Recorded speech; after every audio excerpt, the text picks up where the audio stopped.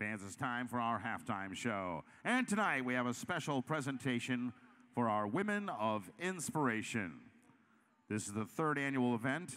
All honorees will receive a donation from the Connecticut Sun Foundation to the charity of their choice.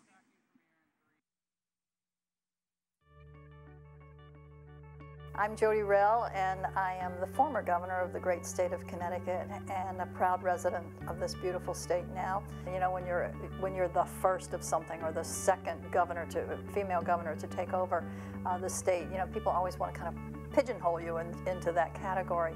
But I think it gave people an opportunity to see women in higher office. And, you know, we had women who had been Secretary of the State, for example, and, you know, I was among two who had been lieutenant governor. So women had prominent roles in the state. And I said after one of my first interviews, I hope that we can do away with that first designation in the not too distant future. And I think for the most part we have. When I came into office, we were in a position where the state really needed to turn the ship around. They needed to know that somebody was going to make things better. And I think if I look back, I can tell you I helped to make things better. When you are in public office, you are a role model. Whether you like it or not, you are a role model. And that goes for the good and the bad as well. When I was diagnosed with breast cancer, I actually reached out, talked to second opinion doctors and things like that. But I have to tell you, I had been involved for some time. We had designated October as Breast Cancer Awareness Month. It is still that month of designation. I traveled to every town in the state. We hung ribbons and wreaths on doors, pink ribbons of town halls, just to bring the awareness of how important it was to have that early detection. Let me say a special thank you to the Connecticut Sun for the Margot Diedick Award. You know, I've heard a lot about Margot, and one of the things that I've heard is that she was an extra special, nice person. And, you know, there's nothing wrong with being nice, but the fact that she was such a nice person and that she was able to garner so many friends with a smile, with a happy face, speaks volumes for her, and I'm honored, so thank you very much. Our first woman of inspiration, the recipient of the Margot Diedick Award, former Connecticut Governor Jodi Rell.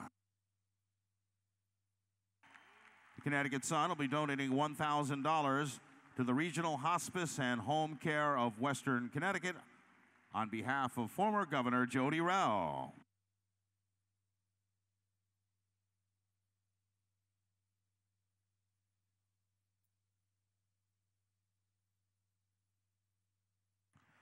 Now, if you'd please turn your attention back to the video wall as we introduce our second woman of inspiration, Heather Ciarletto.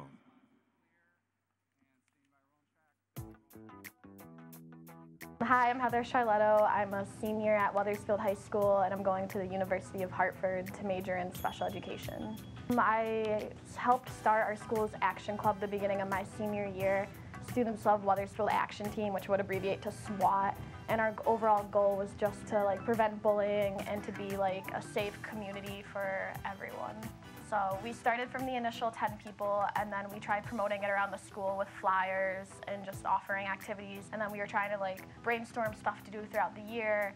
And then it started once we started getting involved with Athlete Ally, which is a nonprofit organization that they bring Hudson Taylor in. He was a theater major and he was a wrestler, so both of those worlds clashed considerably with everything, and he really felt empowered to promote human rights. He came in January to our school. He really connected with the audience because you're primarily trying to get people who are in sports aware of these issues, because a lot of people don't even know what the word LGBT means. Just sports are a huge thing in high school, and it's just really important to just have everyone educated on stuff like that and be able to know and be aware of what they can do to just create an accepting community. We started the foundation for that, just to know, be aware of what you're saying and talking about, and I hope it made people realize what they say is important. I'm going to donate the $500 to the NCCJ, which was the National Conference for Community and Justice, because they helped me get involved in a lot of the stuff I'm passionate about now. I hope that SWAT will be more powerful next year with people taking a step up and getting it more open to the school and getting more underclassmen involved, because now we set the foundation this year, so now we can do more and more and more to then get the culture change that you want for a more accepting environment and community. Please welcome to the court, Heather Ciarletto.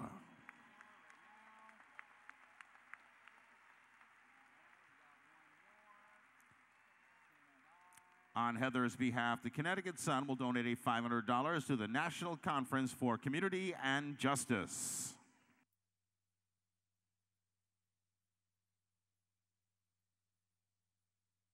For our last Women of Inspiration recipient, please turn your attention to the video as we introduce you to Rebecca Kowalski.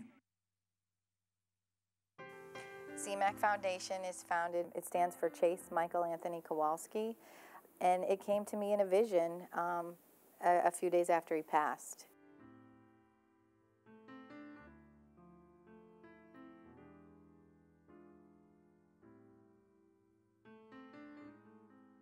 For me, I thought it was really important to give kids that head start and have a preschool scholarship program, because Chase was a little boy, you know, and to have kids wait until they're ready to go to college for a little boy scholarship, I thought he needs to go to the preschool kids. You know, it's the kids that are getting their start, because that's what really helped Chase.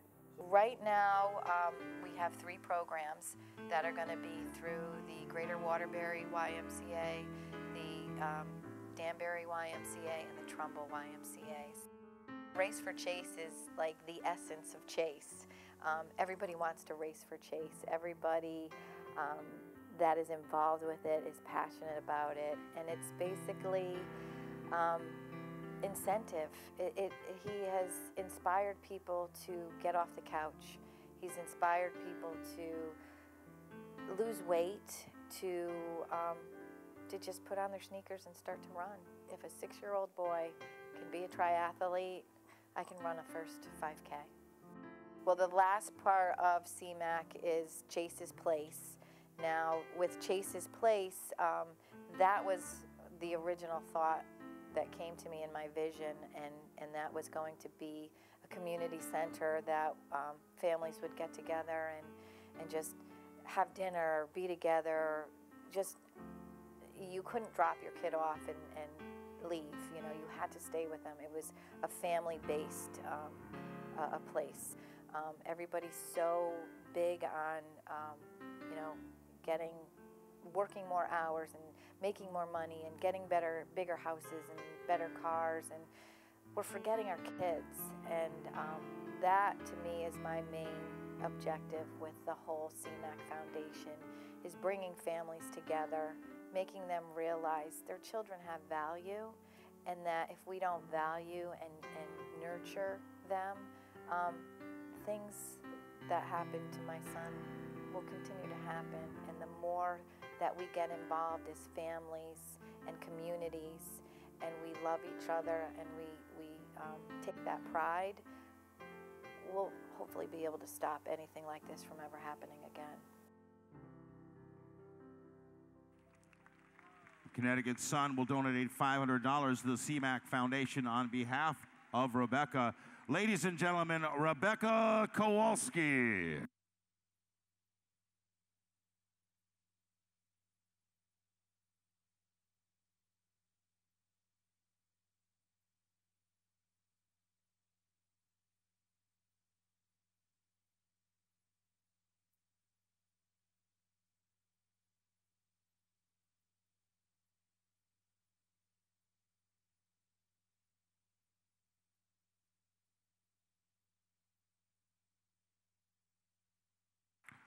Once again, let's hear it for our 2014 Inspiring Women.